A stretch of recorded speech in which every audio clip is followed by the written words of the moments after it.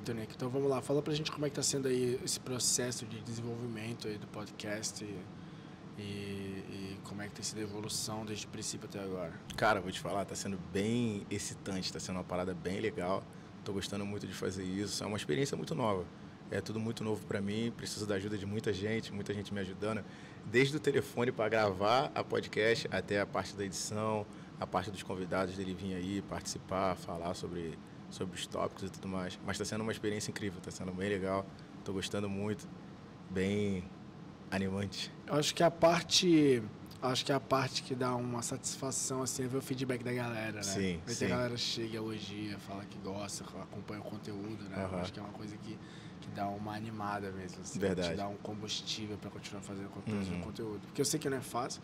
Por trás do produto final tem uma produção, tem toda uma logística que tem que ser feita. Sim. Então é engraçado quando você vê as pessoas tipo comentando, falando legal, falando sobre a qualidade do produto que a gente está passando, falando sobre a forma que a gente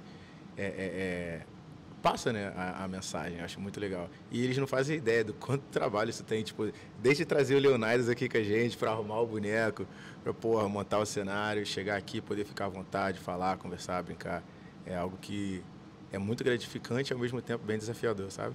Até porque eu acho que a intenção mesmo desse projeto é um serviço mesmo para a comunidade do jiu-jitsu, né? Assim, a gente falar sobre temas variados, mas de uma forma que chegue, né? Uma forma que chegue, que seja acessível para todo mundo. Sim. Né?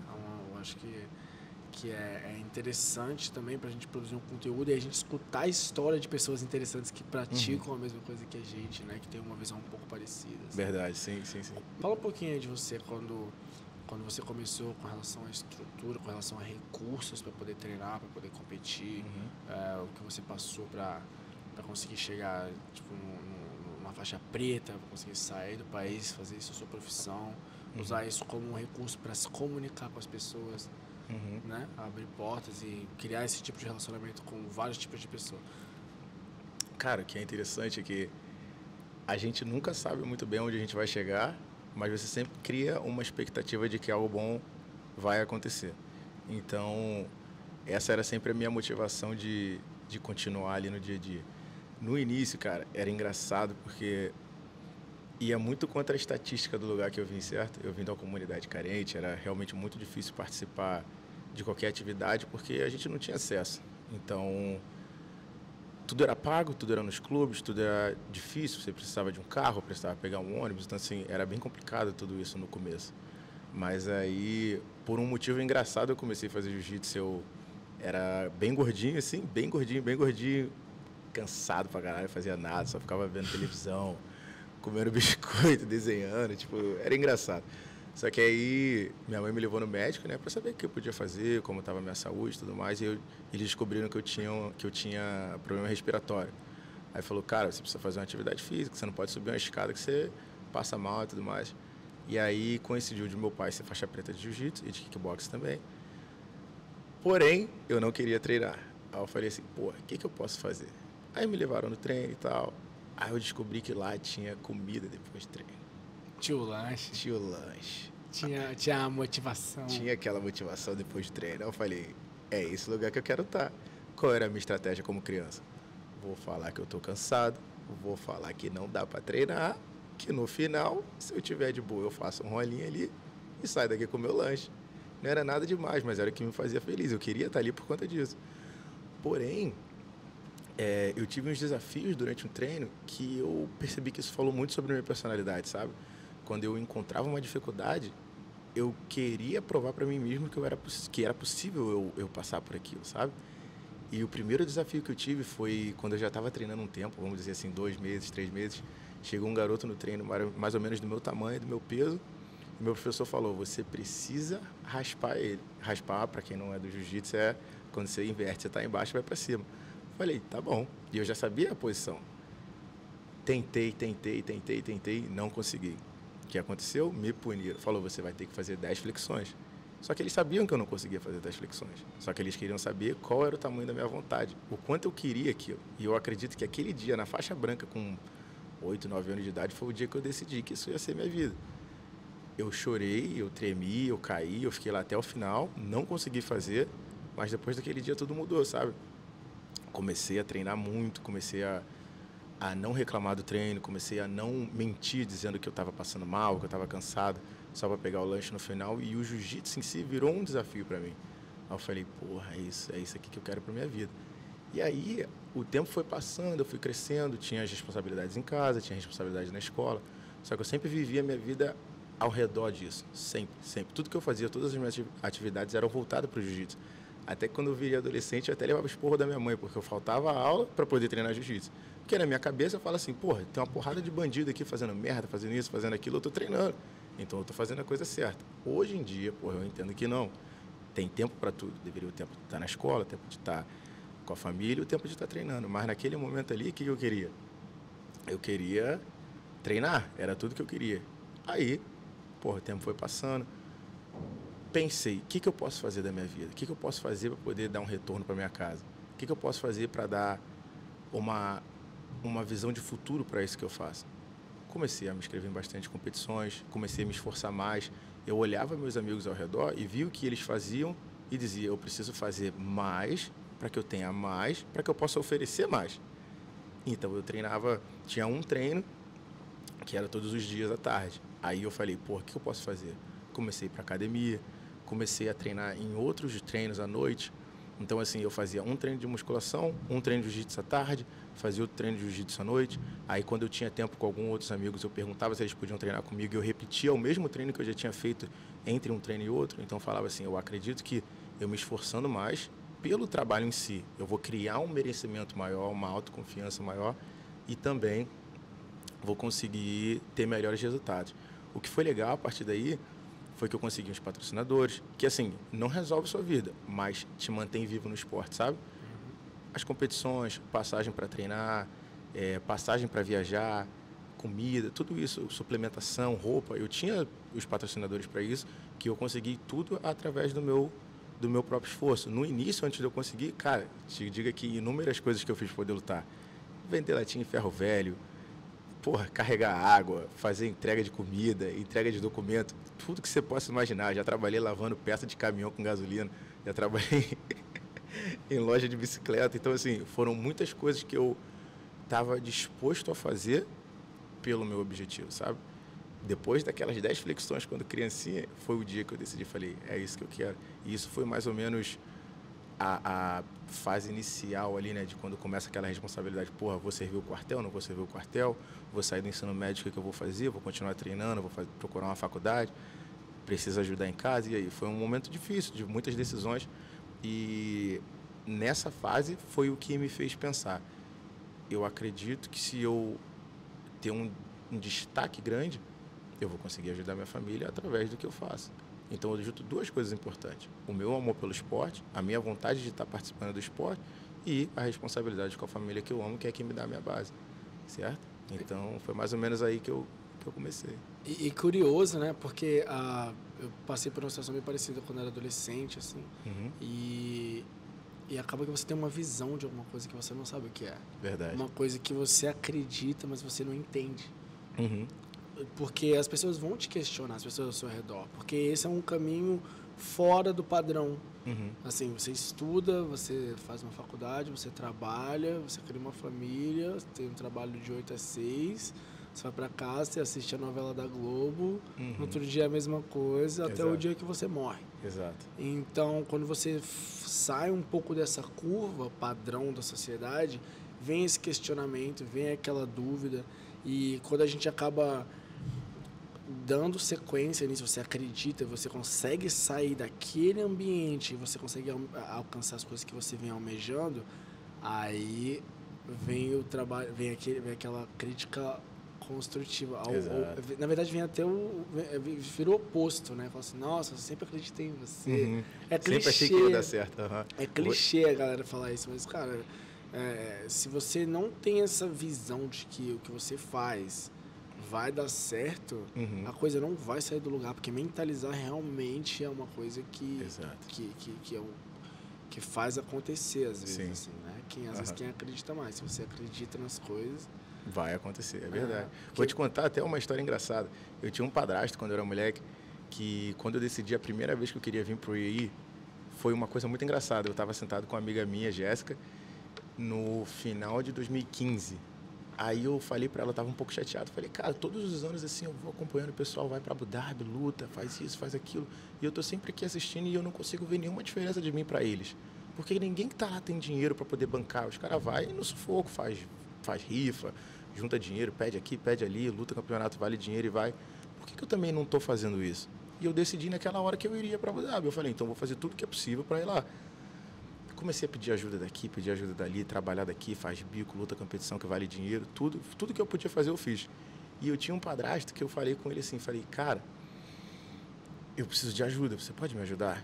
Qualquer valor que você puder me ajudar vai me ajudar muito. Porque eu preciso ir por aí, tem uma competição grande, tem uma premiação muito boa e se você puder me ajudar, vai me ajudar muito. Ele falou assim, cara, me desculpa, mas eu estou num momento que eu não posso ajudar.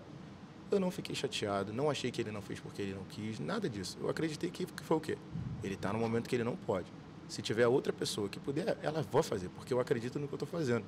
Agora, depois de anos, eu tive a chance de conversar com ele de novo e ele veio se desculpar comigo, dizendo, cara, naquela época, hoje em dia, olhando para trás, eu acredito que se eu me esforçasse um pouco mais, eu poderia te ajudar. Mas eu via você ali um garoto novo, não sabia se isso aquilo ali ia dar certo mesmo. Eu pensei, porra, eu acho que eu não vou botar meu dinheiro ali. Aí ele falou para mim, eu quero me desculpar com você e dizer, se eu pudesse, eu teria feito diferente. E a minha resposta para ele surpreendeu ele. Falei, cara, fica tranquilo. Com a sua ajuda, sem a sua ajuda, eu sabia que eu ia conseguir. Eu não sabia como, eu não sabia quando, mas eu sabia que eu ia conseguir. Então, não se responsabiliza por uma parada que era responsabilidade minha. Eu era novo? Sim, mas eu acreditava muito no meu sonho. Eu vim aquele ano, voltei para o Brasil, no ano seguinte voltei e hoje eu moro aqui há 4 anos. Então, assim, foi o que você falou, esse poder da visualização que a gente tem de acreditar, aquilo vai acontecer. Seja positivo ou negativo, vai acontecer. Certo? É a energia que você atrai, né? Exato. No final das contas. É engraçado também porque com o tempo você acaba transformando o seu ponto de vista sobre certas coisas. Porque esse perrengue que você passou, eu também passei, tipo, eu tenho a minha própria história, mas isso é um assunto para outra hora. Esse perrengue que a gente passa, ele pode ser canalizado de formas diferentes. Por quê? Às vezes a gente se questiona, por que é tão difícil para mim? Uhum. Tem gente que tem todos esses recursos, porque jiu-jitsu não é um esporte barato. Não. Tudo custa dinheiro para você ter um kimono de qualidade. Para o seu kimono não durar 6 meses, tem que ser um kimono melhor. Sim. Você tem que ter uma suplementação, porque o seu desgaste físico é muito grande. Se você quiser ser um atleta de performance, então você tem que ter uma suplementação, você tem que ter uma preparação física. E tudo isso custa dinheiro. Exato. Então, às vezes, a gente pensa assim, nossa, você vai na força do ódio, aí você vê o cara do outro lado da área ali, chegando com a lancheira, com Gatorade. Você fala assim, é hoje que a sua cabeça vai rolar nesse tatame, irmão. Aquela motivação. Com os anos, eu acho que eu aprendi a apreciar o fato de gente que não precisa colocar a mesma quantidade de esforço que eu precisava. Sim. É lógico que o propósito é diferente. Sim. Só que eu lembro que eu pensava assim, nossa, eu vou lutar com o Playboy, eu vou matar, mano. Eu não posso perder pra Playboy. Pô, o cara já tem tudo, ele não precisa estar aqui, não. Se a gente perder, cara, acabou.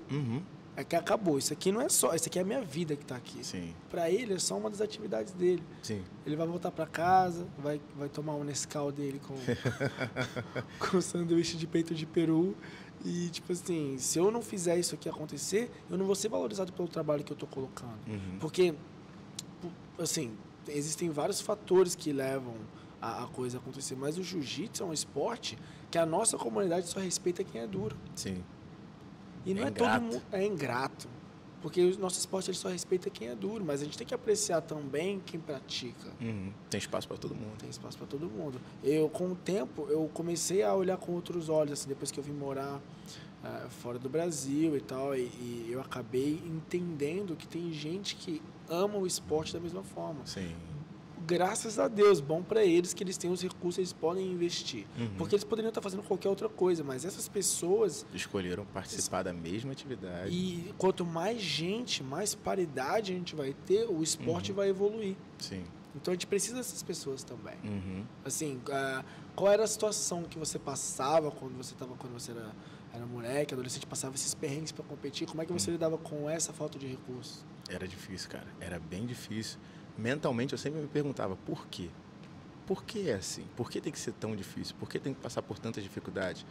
Eu tive até um episódio engraçado, que eu estava trabalhando de segurança num pagode, e aí tinha um cara que era garçom, chegou para mim e falou, eu sou lutador de jiu-jitsu. Eu também era, mas eu não falei nada, ninguém me perguntou nada. Por que eu estava ali? Porque eu precisava daquele dinheiro para pagar passagem para treinar. E o cara, não, eu sou lutador de jiu-jitsu, eu treino correndo, eu faço isso, eu faço aquilo, não sei o que, tudo mais. Eu fiz uma pergunta, falei, qual é essa faixa? Era essa faixa branca. Eu falei, pô, pode crer. Aí ele, você faz o quê? Eu faço jiu-jitsu também. Aí ele, legal, tal. Qual é essa faixa? Na época era faixa marrom. Eu falei, essa faixa marrom. E você tem Facebook, alguma coisa? Posso ver? Eu falei, pode, aqui, tá aqui. Aí eu mostrei para ele meu Facebook, ele viu algumas fotos minhas aqui em Abu Dhabi, viu as fotos minhas viajando no Brasil, lá em Brasília, Floripa, Curitiba e tal, participando das competições. Ele falou, caraca, cara, o que você tá fazendo aqui e tudo mais? Eu falei, cara, eu também me pergunto a mesma coisa, mas para eu participar dessas competições, eu preciso treinar. E com esses R$80 aqui, ele vai tudo pro bilhete único para eu pagar minha passagem para treinar. Então, assim, coisas desse tipo, às vezes desanimavam, sabe? Porque você vê muita gente olhando para quem está estourado, para quem já tem tudo, para quem já está lá em cima no topo, cheio de patrocínio, com salário, com isso, com aquilo, e tem mais pessoas querendo ajudar essas pessoas. E você vê pouquíssimos projetos de marcas e, vamos dizer, projetos sociais ou algo do tipo que querem investir na base, querem investir em quem está chegando. Hoje em dia está um pouco diferente, está acontecendo um pouco mais, pessoas tendo mais oportunidade de poder estudar, poder aprender uma língua diferente, tudo isso através do esporte, graças a Deus. Mas naquela nossa época lá atrás, não era assim. Não era assim. Eu acredito que antes era mais difícil ainda. Para a gente não era impossível, tanto que a gente conseguiu chegar a algum lugar, mas lidar com essa dificuldade era algo muito difícil, mas porém era um combustível. Era um combustível. Isso fazia com que eu estava sempre motivado, independente de cansaço, independente de dor, independente de lesão, de precisar estar sempre fazendo um pouco mais, sempre estar fazendo um pouco mais, sempre estar correndo atrás. Seria dar uma aula, seria fazer uma aula particular, seria um tipo diferente de treino, seja lá o que for, mas tá na dificuldade de fazer. Eu pensar, eu não posso parar, porque eu não sou egoísta, não é só para mim, é por mim, é pelo meu time, é pela minha família, porque tinham pessoas que dependiam daquilo ali também, porque eu colocava essa responsabilidade em mim, sabe? Então, essa era mais ou menos a forma que eu lidava com isso. E é até um pouco mais do que isso, na verdade, né? Porque a motivação, ela é um estado emocional, não é uma coisa que você controla. Então, mais do que motivado, a disciplina durante todo esse processo. Exato. De estar lá, eu sempre falo, né? Triste, feliz ou indiferente. Tem que estar lá. Tem dia que você não quer fazer, tem dia que você está com dor, tem dia que você está com a cabeça cheia e tal. E você parar o que tem que fazer e tipo assim, você se desconectar dos seus problemas e ir lá fazer o que você tem que fazer. Porque eu sempre associo com relação a isso, assim. Cara, no trabalho. Tem dia que eu tô com a energia mais alta, eu vou pro trabalho amarradão. Tem dia que eu tô chateado com a minha vida, mas eu tenho que ir pro trabalho do mesmo jeito. Porque se você não for, o cara não te paga. É o teu sustento, não tem uma outra opção, não tem uma segunda opção. Exatamente. Então, com relação ao propósito que você tem, durante todos esses anos você teve essa disciplina de se abdicar de várias coisas para você conseguir chegar no seu objetivo final. Eu queria te perguntar também como é que foi essa sua transição de atleta para virar um profissional de jiu-jitsu, sendo um professor de jiu-jitsu. Sim. Como é que foi o processo para você de transformação de atleta para professor? Cara, vou te falar que no início foi um pouco frustrante. Eu fiz isso muito novo. Eu vim para o Emirados com 20 anos, comecei meu trabalho no dia do meu aniversário, dia 14 de setembro de 2017. Foi o meu primeiro dia de trabalho, trabalhando numa escola, tendo o jiu-jitsu como uma matéria escolar. E eu olhei e pensei, nossa, eu tenho todos esses alunos dentro da minha responsabilidade. Eu estou aqui dentro para educar esses garotos usando o jiu-jitsu, usando todos os valores que o jiu-jitsu pode empregar, tanto esses como a disciplina, respeito, trabalho em equipe, tudo isso. E só que dentro de mim, o competidor estava muito forte ainda, muito forte. Então, todas aquelas horas que eu passava ensinando, eu pensava, poxa, eu poderia estar fazendo por mim, eu poderia estar treinando, eu poderia estar fazendo isso, poderia estar fazendo aquilo. Porque quando você pensa em resultado, você tem que ser egoísta. Você tem que pensar em você. Não adianta você querer ajudar todo mundo, querer fazer tudo para todo mundo, ensinar, enquanto você quer melhorar para que você tenha uma melhor performance. Então, o início dessa transição foi muito difícil, mas depois eu adotei uma outra mentalidade, porque eu acredito que nós, como ser humano, a melhor qualidade que a gente pode ter é se adaptar. Então, eu sempre falava para mim, eu não sou eles, eu não sou eles, eu não sou os outros. Então, eu vou fazer que seja possível, dentro da minha realidade, eu puder extrair o melhor de mim. Então, na hora que eu vou dar uma aula, eu vou dar a melhor aula possível. Qual é o objetivo daquilo? Educar aquela pessoa através do que eu amo. Então, a gente está amando a mesma coisa. Vamos embora. Na hora que eu estou treinando, qual é o objetivo daquilo? Eu melhorar para que eu possa ensinar melhor e para que eu possa ter uma melhor performance. Então, eu vou fazer o máximo possível. O meu dia era cheio, começava a trabalhar às 7, tinha que acordar às 5, porque era longe. Aí, acabava às 2 e pouca, 3 horas, direto para a academia para malhar. Acabava às 5, já tinha aula de criança. Às 7h30, dava aula e treinava ao mesmo tempo. Por muitas das vezes que eu fazia, quando todo mundo ia embora, eu pedia a alguns amigos, pô, você pode ficar um pouquinho aqui comigo? Pode treinar aqui um pouquinho? Treinava mais um pouco, trabalhava algum aspecto que eu achava que precisava melhorar. E aos finais de semana, se não tivesse trabalho ou competição, estava ali sempre estudando jiu-jitsu, descansando para poder pegar no tranco durante a semana de novo. Então, assim, o início foi difícil, porque eu queria focar em mim. Foi disso que eu vim do Brasil. Eu vim do Brasil com isso, treinando o dia todo, fazendo a minha parte, fazendo a minha alimentação, batendo peso, isso e aquilo. Cheguei aqui para uma vida totalmente diferente. Porém, outras portas se abriram, outros caminhos se iniciaram. Tive a oportunidade, como eu sempre falei, de que eu queria ajudar minha família. Tive a oportunidade de ajudar minha família de uma forma muito melhor. Então, isso traz uma gratificação muito boa. E o motivo de lutar, no momento atual, muda. Não é mais para sobreviver, é pelo amor ao esporte. E aí volta naquele assunto que você falou. Eu já posso te dar a opinião estando dos dois lados. Estando na dificuldade. É só aquilo, não tem outra forma. É isso, você tem que fazer. Você vai lá e faz. E agora, quando você pode fazer outra coisa? O que você vai fazer? Entendeu? São duas perguntas que são bem interessantes que eu pensei nisso. Se não tem nada que você não poderia ser, o que você seria? E se não tem nada que o dinheiro não pudesse comprar, o que você teria? E tudo que eu tenho agora é tudo que eu sempre quis ter. Então aí a gente volta mais um pouco. Naquele momento que a gente tinha a visualização de que algo aconteceria, mas a gente não sabia o que era, hoje em dia eu já enxergo de uma melhor forma. Hoje em dia eu falo, essa vida que eu tenho é a vida que eu gostaria de ter. Porém, a gente nunca está satisfeito. Eu estou sempre buscando alguma coisa diferente. Vou te dar um exemplo. Comecei com esse projeto dos vídeos num momento muito difícil da minha vida. Tinha acabado de operar o joelho, no meio da quarentena, morando sozinho, num outro país, saudade de casa. Pensei, o que eu posso fazer para continuar ativo, para me sentir útil e, ao mesmo tempo, retribuir para a minha comunidade? Porque a gente não pode ser um sanguessuga só pegando. A gente precisa saber tomar, mas também precisa saber retribuir. A gente faz parte de toda essa engrenagem a todo momento. Então, eu pensei, como que eu posso fazer? Eu gosto de dar aula, eu gosto de ensinar, eu gosto de estudar. Tem pessoas que não vão ter paciência para assistir um DVD de 2 horas de jiu-jitsu. Então, por que eu não faço um vídeo com 1 minuto, 1 minuto e meio, falando sobre o mesmo conteúdo de uma forma resumida? Então, a pessoa pode pegar aquele mesmo conteúdo ali, de graça, está lá para você. Para mim, eu sinto que essa é uma forma de eu retribuir. Então, isso veio o quê? Veio de um momento difícil. Eu podia muito bem ficar em casa lá à toa, fazendo nada. Operei o joelho, não posso fazer nada. Não, eu vou ajudar de alguma forma. E eu vou continuar fazendo minha reabilitação, fazendo tudo possível para que eu faça o melhor para mim, faça o melhor para os outros. Como você disse, eu preciso estar inspirado para fazer isso? Não, eu preciso entender qual a importância disso e quanto isso me afeta. Tem dias que eu queria fazer? Tem dias que eu não queria fazer? Também. Mas no final das contas, tá lá. É isso que eu acho que muitas vezes as pessoas se confundem com esse entusiasmo de fazer algo, sabe? Essa alegria. Uma hora esse fogo vai diminuir. Já teve muitas vezes na minha vida que eu me questionei, realmente eu quero fazer jiu-jitsu? Realmente é isso que eu gosto? Por muitas vezes eu falei, acho que não, eu quero parar.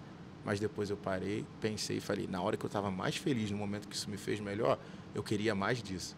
Então eu vou alimentar essa chama para que eu continue aqui, entende? É mais ou menos dessa forma. E até porque o jiu-jitsu, ele é um estilo de vida, né? Uhum. Ele tem o que eles chamam de jiu-jitsu lifestyle. Sim. Que é toda uma comunidade, todo um conjunto de atividades que são relacionadas ao próprio jiu-jitsu. Uhum. Dependendo de onde você mora, tem uma galera que treina jiu-jitsu, vai pra praia. Sim. Né? Tem uma galera que vai pra praia pegar fazer um surf, tem uma galera que vai andar de skate, tem uma galera que sai para tomar o açaí. Então, é um estilo de vida, assim. Eu acho que no meu caso, esse processo de transição, ele me ensinou muito sobre mim. Porque, na verdade, o professor de jiu-jitsu, ele tem que ser um pouco de tudo. Ele vai ser um pouco psicólogo. O cara tá com um problema, o cara vem conversar com você sobre os problemas da vida dele. Você vai ser um pouco nutricionista, você vai falar para ele que ele está comendo besteira, que ele tem que ajustar a alimentação dele. Você vai ser um pouco pai quando ele está dando uma bronca, porque ele é sua responsabilidade, você tem que cuidar do bem-estar dele quando ele estiver ali com você. E é uma forma de educar as pessoas também. Então, o processo, a figura do professor de jiu-jitsu, ela é muito importante na vida. Uma coisa que é curiosa, mas eu comecei a observar um pouco mais velho, assim, não que eu seja muito velho, mas com alguns anos, assim, é que cada um tem o seu lugar ali. E que todo dia ele é diferente. Às vezes o seu 100% naquele dia ele vai ser 30%. Sim. Você não tem tanto. Às vezes, a maioria das pessoas... Na verdade, o nicho de competição do jiu-jitsu ele é muito pequeno. Acho que ele é coisa de 5% dos praticantes. É a exceção. O competidor de performance é menos ainda. Mas a pessoa que se dispõe depois do trabalho, a gente tem casos assim, de alunos que o cara é pai de família, o cara tem esposa, filhos, tem um trabalho full time, e o cara, acaba o dia, ele vai lá, faz o treininho dele, dá uma relaxada, aquilo ali é uma terapia. É uma atividade que te desliga dessa realidade maçante que a gente vive. Ele entra ali, faz a terapia dele e vai para casa. Então, a cobrança que você vai ter com essa pessoa não pode ser a mesma cobrança que a gente teria com você, com 16, 17 anos, que estava treinando para competir em alta performance. Exato. Então, eu fiquei muito mais tolerante com relação a isso, com relação a entender as pessoas da forma que elas encaram a coisa. Porque, na verdade, qual é o nosso trabalho com a evolução do esporte com as crianças, por exemplo? A gente quer deixar elas cansadas o suficiente para elas chegarem em casa e dormir. E dar um pouco de paz para os pais. Para os pais, e não tá fazendo besteira na rua. Então, você canaliza a energia da criança de uma forma positiva. Então, se 100 alunos, se saírem 3, 4 competidores de performance, tudo perfeito. Todo mundo quer um campeão. Exato. Mas a maioria das pessoas não vai ser esse campeão. A maioria dessas pessoas vai ter aquilo como estilo de vida. Ele vai apreciar o fato que ele faz uma atividade, que ele é parte de uma comunidade. Exato. Então, assim, eu fiquei muito mais sensível com relação a diferenciar esse tipo de coisa. E nós professores, somos humanos, assim. Tem dia que você vai estar melhor, você vai estar um pouco mais chateado.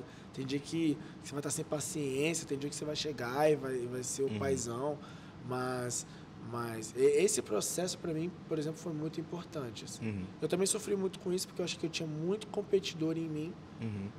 E acabou que eu não conseguia conciliar o fato de botar muita energia como professor e pouca energia na minha preparação. Não era só entrar na competição. Não, cara, você tem que estar preparado. Exato. Você chega num certo nível... É o mínimo que você pode fazer, estar preparado. Até pela tua própria integridade física. Exatamente. Você entra de bobeira numa competição de faixa preta, o cara arranca a tua perna fora. Tipo assim, é um segundo. Então, eu meio que abdiquei um pouco... Agora eu tô voltando, galera, acompanha aí o processo. já difícil, doloroso, mas a gente tá lá. Vou sair na porrada. Morro, mas não corro. Nunca. Então, assim, eu acho que a parte mais gostosa dessa caminhada é o processo. Você fazer parte daquilo. Porque você coloca um tijolinho do lado do outro, todos os dias você coloca um pouquinho ali, daqui a pouco você olha, você dá um passo para trás e você enxerga uma parede. Exato. Uma estrutura. A gente, com os anos trabalhando, você vê a evolução até na personalidade dos seus alunos. Sim. Você vê como eles mudaram e o senso de responsabilidade que eles criaram. E, às vezes, aquela melhora na autoestima, na confiança. Sim. Assim, você vê a pessoa se transformando. Essa é uma parte, cara, como professor, isso aí não tem dinheiro que pague. Não tem dinheiro que pague. E lógico que quando a gente vai para competição, no final das contas, a gente é competidor. Se você não é competidor dentro da área, às vezes você é competidor fora, como professor. Você leva o seu time, aquilo ali é a sua bandeira e está te representando. Verdade. Então, quando você tem vários resultados positivos, você encara aquilo como Uma vitória. como uma vitória. Exato. Aquilo ali é a realização do mesmo processo. Você foi campeão com o seu time também. Sim. Então, eu acho que isso E a mesma coisa quando o resultado não vem, que você também sente que você perdeu junto com o seu time. é. É saber se colocar naquela posição de liderança. Saber ser o exemplo, saber a forma que você fala, a forma que você se mostra, a forma que você se posiciona. Tudo isso, porque a gente estando nessa posição, temos muitas pessoas observando todo momento que a gente faz. Porque muitos dos nossos alunos ainda estão se conhecendo, ainda estão se encontrando. E às vezes ele vê muito no professor o caminho a se seguir. Então, a gente, sendo um professor, independente da idade, você precisa entender que cada atitude que você toma vai ter uma consequência para os outros. Porque você está numa posição de liderança, você está numa posição onde que você fala, é por aqui, muitos virão. Porque algumas vezes já falamos sobre isso. A diferença entre o professor e o aluno, entre faixa preta e faixa branca, é que o faixa preta está fazendo há mais tempo. Então, você já sabe melhor o caminho. Quando o cara vê e olha e fala, porra, ele está fazendo isso, eu vou fazer também. Então, a gente precisa tomar cuidado com o que a gente faz, né? Até com relação ao exemplo, assim, a gente tinha essa piadinha interna aí, galera, que faixa roxa não faz aquecimento. É verdade. O cara não faz aquecimento. A gente trabalha junto há anos aí e uma coisa que a gente sempre prezou muito é em fazer todos os fundamentos de uma aula. Exatamente. Então, você chega, você faz o aquecimento. Se todo mundo tem que fazer 30 flexões, a gente vai fazer as 30 flexões também. A gente vai todo mundo tem que fazer 5 rolas, 10 rolas. A gente vai fazer todos. Exato. Porque eu não posso te cobrar uma coisa que eu não faria. Exato. Seria hipócrita da minha parte te cobrar uma coisa que eu não faria. Lógico que eu estou em condições físicas de fazer isso. É diferente quando o professor é mais velho e não consegue, assim, já está limitado fisicamente para fazer certas coisas. A gente entende, mas a gente não pode te pedir para fazer uma coisa que você não faria. Exato. Que eu mesmo não faria, né, no caso. Então, esse exemplo de essa questão, né, que a gente estava falando, de ser o exemplo, de ser o espelho, ele transcende só a questão de você mandar em alguém. Até porque a gente somos pessoas que viemos do jiu-jitsu e a gente usa o jiu-jitsu como essa interface. Porém, isso é uma forma de vida, é a forma que a gente vive, não é só um esporte em si. Querendo ou não, o cara é faixa branca, o cara é faixa roxa, azul, independente, o cara é um ser humano como nós também somos, entende? Então, é muito importante a gente saber, existe uma hierarquia? Sim. Existe uma questão de respeito? Existe. Porém, tem um ser humano na sua frente, você precisa saber lidar com aquilo. Muitas das vezes, a gente mesmo, quando a gente vai treinar em outras academias, às vezes tem faixa marrom dando aula e a gente respeita exatamente o que a faixa marrom está passando. Ele é o líder. Ele é o líder naquele momento. Eu estou sendo liderado. Então, até um exemplo para os outros que estão ali no tatame, saberem que é importante respeitar as regras é o quê? Porra, o faixa preta está fazendo, então eu também vou fazer. Perfeito. Então, até isso faz parte da nossa responsabilidade, concorda? Perfeito. Deixa eu fazer uma pergunta polêmica. Pode mandar. Com relação à hierarquia no tatame, como é que você encara o fato de menos graduados te convidar para treinar? Porque eu vejo muita gente tendo problema com isso. Eu, por exemplo, sofri com isso quando eu era faixa colorida. Porque às vezes eu não estava desafiando o mais graduado, mas eu queria a oportunidade de aprender com o mais graduado, de sentir a movimentação de uma pessoa que tem um movimento mais polido que o meu. Sim. E eu não tinha essa oportunidade. Então, às vezes, você não pode chamar, porque às vezes é uma regra da academia, ou é uma regra do próprio esporte. Jiu-jitsu, na verdade, ele é hierárquico, ele não é democrático. Sim. O mais antigo, ele exerce o poder sobre o mais novo. Então, faixa azul, teoricamente, lógico que com responsabilidade, hein, galera? Não acha que você virou o presidente da República por conta disso, não. Porém, existe uma hierarquia que ela é definida pela antiguidade. Só que eu acho que dependendo do nível de proximidade que você tem com a pessoa e tal, e até a forma que você se aproxima dela para convidar para treinar, eu não veria problemas. Assim. Como é que você encarava isso quando nas faixas coloridas, depois que você virou faixa preta? Na faixa colorida eu não entendia. Como você falou, eu queria treinar com o cara, eu falava assim, eu treinando com essa pessoa é melhor que eu, ela vai puxar meu nível para cima. Ponto. Eu quero o melhor para mim, o melhor para mim está em cima, então eu vou lá. Porém, como você disse, na época, era uma época que os faixas pretas e os faixas coloridas treinavam em treinos diferentes. E as informações que nós tínhamos eram diferentes. Então, isso mantinha o faixa preta dentro de uma superioridade a todo momento. Porém, eu acompanhei a transição em que a internet, o YouTube, DVDs, os próprios treinos em si pararam a ser dessa forma. Então, todo mundo tem as mesmas informações. Então, a partir desse momento, o que vai contar mais? Fisicabilidade, vontade, o tempo de treino. Porque, às vezes, o faixa preta, por ele treinar tanto tempo, ou pelo cara entender mais como a parada funciona, a condição física dele não vai estar tão alta quanto a de faixa roxa, que o cara está ali se matando querendo aquilo a todo custo. Entendeu? Então, assim, quando você coloca esses dois caras para treinar, a chance de você ver um faixa roxa sobressair num faixa preta é grande. É grande também, porque o cara está com muita vontade, tem as mesmas informações, faz os mesmos tipos de treino. Hoje em dia, com a profissionalização do esporte, até nessa época, meus 18, 19 anos, os faixa roxa já todo mundo fazendo preparação física. Então, eu acredito que no olhar do faixa preta era desafiador treinar com aquele cara ali, ainda mais se o cara for o líder da aula. Se ele está treinando com você na frente dos alunos dele. Que seria no momento que ele se expõe, né? Exatamente. Qual faixa preta está querendo se expor nesse momento? Porém, hoje em dia, eu entendendo isso, a partir do momento que eu piso no tatame, o que eu falo para mim mesmo? Meu ego ficou lá fora. O que eu vou fazer para me tornar melhor aqui? Tem um faixa roxa ali, um faixa azul, um faixa marrom bom pra caralho, que é bom de eu treinar, tem um jogo legal que vai me ajudar de alguma forma? Não tem problema nenhum.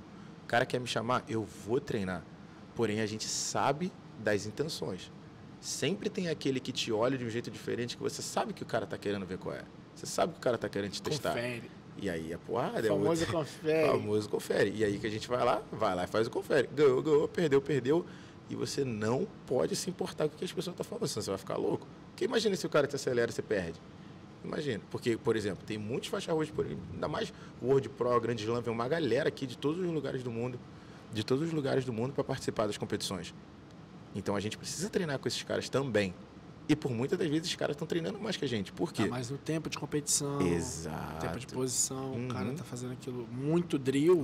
Exato. O cara tá muito afiado. Muito volume. É muito volume. E aqui você tá, tá fazendo um vídeo aqui, tá fazendo um podcast, tá dando aula, tá fazendo isso, tá fazendo aquilo. Outras responsabilidades da vida também. Então você não consegue treinar da mesma forma. Não significa que você não é tão bom quanto ou que você não tenha condição. Mas a quantidade de horas que você coloca naquilo são menores. E o jiu-jitsu é igualzinho um piloto de avião. Quanto mais horas o cara tem pilotando, o cara é mais experiente. É a mesma coisa no jiu-jitsu. Quanto mais horas você bota, você começa a ver mais reações, você começa a entender mais como a parada funciona. O seu corpo começa a saber aonde você tem que estar exatamente para conseguir uma certa técnica. Então, assim, se ele reduz o número de horas, a sua performance vai ser reduzida da mesma forma. Então, você precisa entender isso também. E aí, questões como uma dureza mental, um certo posicionamento, conhecer o que está ali, saber da tua própria condição, às vezes consegue te fazer ter uma performance melhor com um moleque que está acabando de chegar. Porra, falei igual Master agora, né? Estou me sentindo com 35 anos, velho. Porra, sendo que eu tenho 24. Uma coisa que eu observo bastante assim, na comunidade é um excesso de... Tipo assim, orgulho? Um orgulho. É tipo como se fosse um combustível pro seu ego, assim. Uhum. Quando o cara, às vezes, ele vira faixa preta é a identidade dele. Exato. Agora. É como se aquilo ali é a maior conquista que você possa ter na vida. Cara, isso aí é só parte da sua vida. É só uma das coisas que você faz. Então, quando você chega no treino, você se preocupa tanto com isso, porque, na verdade, pelo menos da forma que eu enxergo, assim, o treino a gente vai pra aprender. Se você quer ganhar, bota o teu nome na chave da competição, cara. E sai na mão. Aí você ganha. Aí você ganha, porque no treino não tem essa de ganhar treino. Até porque tem dia que você não vai estar tão bem. Você vai deixar de ir pro treino no dia que você não tá bem. Exato. Você vai deixar seu orgulho falar mais alto e não participar da atividade? Então, existe assim, a gente não pode deixar essa vaidade ser construída, assim. Cara, até porque se tem gente que te bate, isso é bom pra você. Exato. Se você bate em todo mundo, qual é o desafio que você tem? Tem que ir para outro lugar onde achar alguém que te bate, senão você fica estagnado. E isso é uma... Assim, às vezes até eu faço Você já viu, né? Assim, eu chego em treinos que eu não tenho gente muito forte para treinar. Então o que você tem que fazer, você tem que procurar a melhor situação para você dentro daquele treino. Exato. Às vezes eu coloco faixa branca, faixa azul, faixa roxinha, assim, na posição, para começar numa posição dominante. E aí eu começo o treino dali. Por quê? Porque faixa roxa, às vezes o cara for muito esperto, o cara já consegue conectar bem os movimentos. Exato. Mas azul e branca, ele não tem tanto ajuste na posição. Então, eu começo na posição, aí eu começo a trabalhar a defesa e as saídas da posição dominante dele. Por 2 motivos, os dois estão treinando. Quando é que um faixa azul vai conseguir chegar encaixado, assim? Tipo assim, pode acontecer, mas é raro. As chances são bem faixa baixas. azul chegar muito encaixadinho, assim, na posição, num faixa preta. Então, ele não vai ver esse tipo de posição. Então, ó, começa daí e aí você consegue trabalhar a sua defesa ali. É como se você estivesse treinando meio que em câmera lenta, assim. Porque um faixa preta, a chance dele errar é muito menor. Sim. Então, se você não treina essa evolução a partir dali, um faixa preta, quando ele encaixar, ele vai te pegar. Ele vai te pegar. Então, acaba que você, indo para o treino, você tem que saber qual objetivo você tem. Se é ganhar, provavelmente a sua curva de aprendizado vai ser muito menor. Sim. E a sua evolução vai ser muito mais lenta que a dos outros. Porque Exato. você não vai abrir, você não vai se expor, não vai se expor. Então, eu vejo assim, alguns caras que são assim, referências, assim, tipo o Rômulo Barral, que fala que ele só sai do treino quando alguém finaliza ele. Então ele vai até a exaustão dele. Para que ele se coloque nessa posição. Se coloque na posição. E isso é um super campeão, um exemplo, assim. Então, que não está errado, que não está nem um pouco errado. A forma que ele encontrou de otimizar o treino dele. Exato. Então tem outros que começam com posições específicas. Você vai começar com o meu braço. Você vai começar, então, tipo assim, lógico que o cara vai te pegar algumas vezes até você achar o feeling da posição. Porém, eu acho que se você adaptar, dependendo do objetivo que você tem... Porque tem gente, cara, se o seu objetivo não é ser super campeão, não tem problema. Nenhum, tem um lugar para você também. Pra todo mundo. A gente quer você com a gente.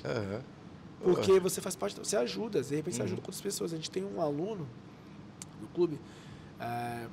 hoje em dia ele é faixa preta, ele foi campeão do Mundial Pro. E o cara é médico. O cara faz, às vezes, ele faz shifter de 24 horas.